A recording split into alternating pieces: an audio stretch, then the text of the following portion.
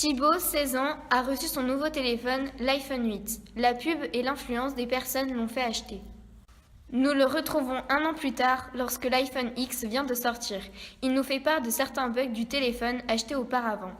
Je ne comprends pas pourquoi le téléphone lors de l'achat fonctionnait parfaitement alors que désormais les mises à jour sont trop lourdes depuis la sortie du nouvel iPhone. Est-ce que vous avez fait quelque chose pour mon téléphone? Je suis désolée, mais votre téléphone, il a trop de pièces fragiles, il est impossible à démonter et il n'y a pas de pièces détachées. Donc voilà, je vous le donne. Je suis donc allée voir une réparatrice, voici ce qu'elle m'a dit. Enfin, je l'ai branché à mon ordinateur pour vérifier si les logiciels internes ne sont pas endommagés. Malheureusement, les terminaux sont trop lents et les logiciels ne sont pas compatibles. Alors votre téléphone a des problèmes de puissance et de version, donc je vous conseille d'en racheter un autre et l'iPhone X serait très bien pour vous parce qu'il a une plus grande puissance. Et donc en ce moment, c'est tout nouveau, il est en promotion. Donc au lieu de 1395, il est à 1250 €, donc c'est une offre valable. Pour amplifier encore plus nos fréquences d'achat, les constructeurs d'appareils électroniques ont développé récemment une idée redoutable, l'obsolescence programmée. L'obsolescence programmée est un ensemble de techniques par lesquelles un metteur sur le marché vise à réduire la durée de vie d'un produit pour...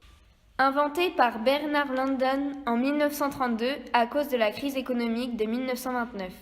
Instiller dans l'esprit du consommateur l'envie de posséder quelque chose d'un peu plus neuf, d'un peu mieux et un peu plus tôt que ce qui est nécessaire.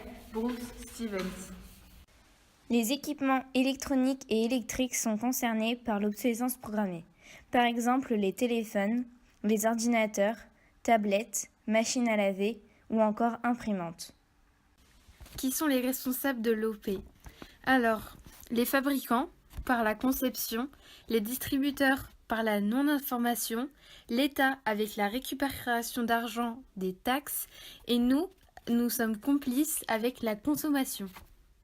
De plus, le recyclage apparaît compliqué pour les déchets d'équipements électriques et électroniques.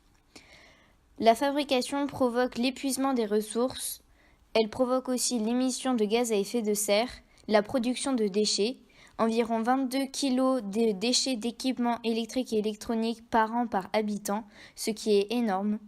En 2008, environ 70% des déchets d'équipements électriques et électroniques français ont fini incinérés, enfouis ou traités.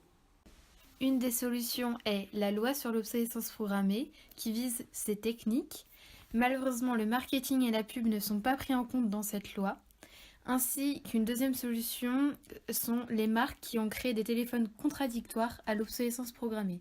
Thibaut fait désormais partie de l'association HOP, Halte à l'obsolescence programmée.